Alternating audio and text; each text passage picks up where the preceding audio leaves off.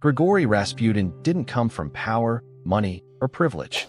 He came from a frozen nowhere in Siberia in 1869, the kind of place people escape from, not rise out of.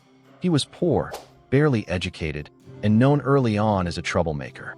Drinking, fighting, disappearing for days at a time. This guy was not monk material. But even back then, people noticed something off about him.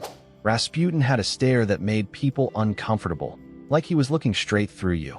He talked about God, sin, and salvation in a way that felt raw and dangerous, and in a country obsessed with religion and superstition, that was a powerful combo.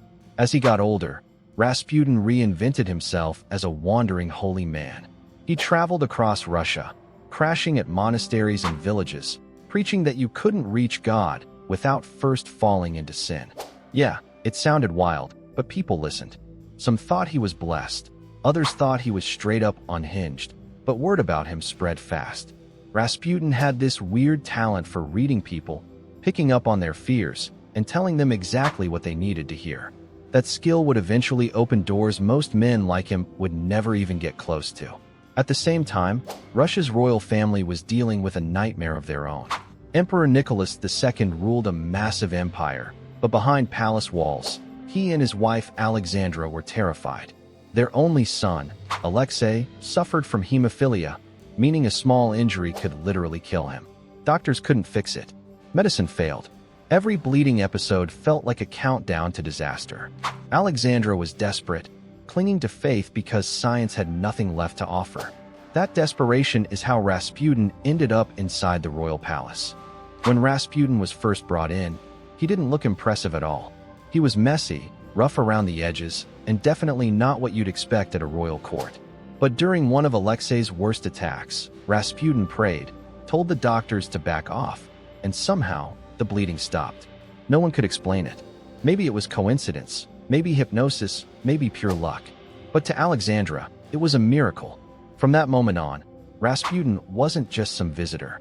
He was the guy, the one person she believed could keep her son alive. Once Rasputin had the Empress's trust, his influence went through the roof. While Nicholas was away dealing with World War I, Rasputin was basically calling shots from the shadows. Ministers got fired because he didn't like them. New ones got promoted because he said so. Meanwhile, Rasputin lived like he was untouchable. Heavy drinking, non-stop partying, and open affairs, all while claiming to be a man of God. The public was furious. The nobles were embarrassed. And everyone could see the empire was falling apart while this one guy ran wild inside the palace. To them, Rasputin wasn't just a problem. He was the problem. By 1916, a group of high-ranking nobles decided they were done. If Russia was going to survive, Rasputin had to go. Prince Felix Yusupov lured him to a palace with promises of a late-night visit and good company. That night, they served Rasputin cakes and wine laced with cyanide, enough poison to drop a grown man fast. Rasputin ate, drank, joked around, and nothing happened. The poison didn't touch him.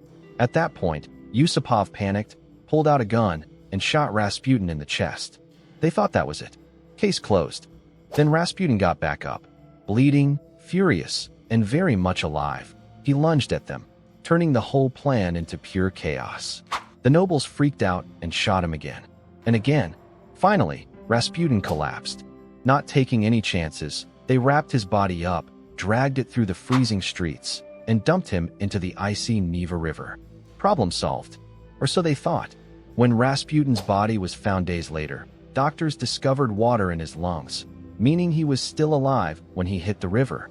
The man survived poison, multiple gunshots, and brutal beatings, only to drown in freezing water. Not exactly an easy kill. His death shocked the country, but what came next was even crazier.